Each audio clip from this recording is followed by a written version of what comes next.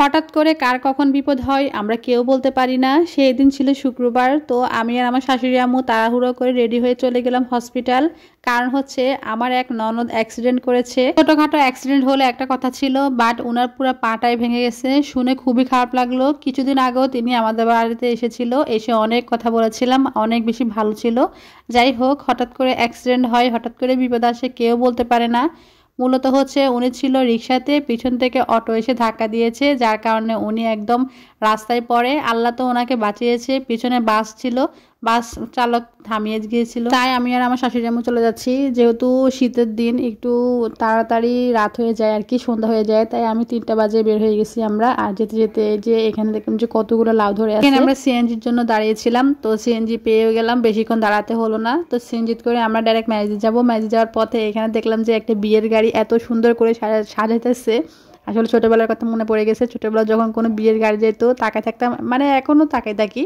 যাই হোক, এই তো চলে আসছি হাসপাতালে। তো হাসপাতালে কিছুক্ষণ থাকবো, আপুর সাথে দেখা করব, কথা বলবো, তারপরে একটু সুপার মার্কেটে যাবে বলছে আমার শাশুড়ি আম্মু। তো সুপার মার্কেটে যাওয়ার পরে যে আমার জন্য এত বড় একটা সারপ্রাইজ অপেক্ষা করতেছে আমি কখনো ভাবতেও পারিনি। এইখানে হসপিটালে আপুর সাথে দেখা করলাম। আপুর পাটা পুরো ভেঙে গেছে, অপারেশন করা হয়েছে। তো 1-2 দিনে বাসায় চলে যাবে, কিন্তু একদম বেড রেস্ট। আসলে কিছু বলার নেই, ওনার একটা বাচ্চা আছে আর উনি একজন স্কুল টিচার। হাসপাতালটা অনেক সুন্দর ছিল, তো আমি একটু বাইরে পরিবেশটা দেখাতেছিলাম আর কি। চারিদিকে এটা ছিল গুডিল হাসপাতাল মাইজিতে আর কি। তো যারা নোয়াখালী থাকেন তারা তো অনায়াসে চিনে যাবেন। পরে এই তো এখানে দেখলাম ঝিকিমিকি ভাইরাল সে বেলুন আর একটা ছোট বাচ্চা। তখন মনে হলো যে জীবনটা কতটা কঠিন। আলহামদুলিল্লাহ, আলহামদুলিল্লাহ আমরা অনেক ভালো আছি, আল্লাহর কাছে অনেক অনেক শুকরিয়া। তো সবাই যদি এর চেয়ে ভালো থাকেন তাহলে একটু আলহামদুলিল্লাহ লিখে যাবেন। তো এখন চলে আসলাম সুপার মার্কেটে, আর আসার পরে শুধু আমরা খুঁজতেছিলাম। তো হঠাৎ করে আমার শাশুড়ি আমি বলতেছিল যে একটা ব্যাগ দেখো, তোমাকে একটা ব্যাগ নিয়ে দিব। বাট আমি তো নিবই না, সত্যি কথা বলতে আমি নিব না, কারণ জানি আমি নিব না। আসলে কিন্তু আমার তো কোনো প্ল্যান ছিল না,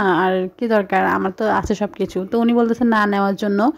আচ্ছা, তারপরে এখানে দেখলাম যে কত কিউট কিউট কাপ আর কি, চার কাপ বা মগ যেটাই বলে আর কি, এত সুন্দর লাগতেছিল, ভাবলাম একটু ভিডিও করে নিই। তো আমরা একটু দ্বিতীয় ফ্লোরে খুঁজতেছিলাম। তো দ্বিতীয় ফ্লোরে তো ব্যাগ থাকে না, জামা কাপড়টাই বেশি থাকে আর কি, জামা জুতা এগুলা। তো আমরা চলে গেলাম একদম 3rd ফ্লোরে। তো 3rd ফ্লোরে যাওয়ার পরও আমরা একটু খোঁজাখুঁজি পরে একটা ভালো ব্যাগের দোকান পেলাম। তো ব্যাগের দোকান পাওয়ার তো বড় কথা না, বড় কথা হচ্ছে যে ব্যাগ খোঁজা আর কি। তো আমি অনেক কনফিউজ ছিলাম, কারণ হঠাৎ করে যদি কেউ কিছু নিতে বলে আমি অনেক বেশি কনফিউজ হয়ে যাই।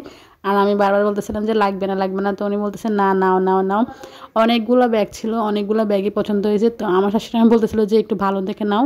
তো দেন উনি এই 2টা ব্যাগ আমি ধরছি, তো উনি আমাকে বলতেছে আচ্ছা এই 2টা নিয়ে নাও। বাট আমি পুরো সারপ্রাইজ, একটা নেওয়ার জায়গায় আমি 2টা পেয়ে গেলাম আর কি। যাক আলহামদুলিল্লাহ। আচ্ছা, গিফট যেমনই হোক, দেখতে যেমনই হোক, এটা আমার কাছে অনেক বেশি স্পেশাল, আমি সারা জীবন মনে রাখবো। আসলে টাকা পয়সা কিন্তু আজ আছে আপনার হাতে, কাল আমার হাতে। তো আসলে কে কখন কি করে সেটাই হচ্ছে মেন আর কি। আচ্ছা যাই হোক, কিছু ফল নিলাম, ফল নিয়ে তারপরে বাইরে চলে যাচ্ছিলাম। তো আর কোনো ভিডিও করলাম না, আসলে ভিডিও করাটাও একটা প্যারা আর কি, যা বুঝলাম আর কি। আর বাইরে এত ছিনতাইকারী চুরি হয় যে আমি তো ফোন বের করতে ভয়। পর আমাদের মেন বাজার থেকে কিছু বাজারও নিলাম, মানে সবজি নিলাম আর কি, যেহেতু বাসায় কেউ ছিল না, পুরুষ মানুষ ছিল না, সব কিছু আমাদেরকে করতে হবে। যাই হোক, এই তো আজকের ভিডিওটা ছিল এই পর্যন্ত। যদি ভালো লাগে একটা লাইক কমেন্ট করবেন, আর ব্যাগগুলো কেমন হচ্ছে জানাবেন, আর সবাই সাবধানে থাকবেন। অনেক ভালোবাসা সবাইকে, আল্লাহ হাফেজ।